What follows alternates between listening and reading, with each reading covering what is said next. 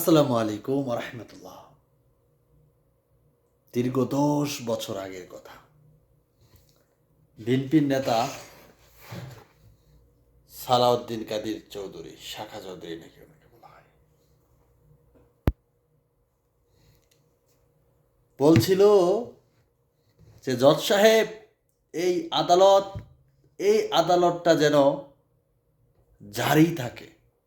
এই জায়গায় একদিন শেখ হাসিনার ফাঁসির রায় হবে। এই শেখ হাসিনার বানানো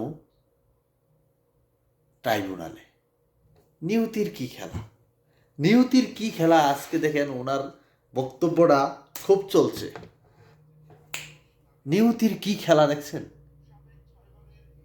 6বারের সংসদ সদস্য ছিলেন উনি। উনি খুব জোর কণ্ঠে বলেছিলেন, সাহসী মানুষ। এই যে ফাঁসি হয়েছে বা কিছু হয়েছে, মানে কোনো অনুভূতি ছিল না, কিন্তু জোর গলায় বলছিলেন যে এটা যেন চালু থাকে, এইখানে একদিন হাসিনার বিচার হবে। দেলোয়ার হোসেন সাইদি একদিন বলছিলেন যে বেশি লাপাইও না, পাছায় লাথি দিবে জনগণ, মামুর বাড়ি দিল্লি গিয়া পড়বা।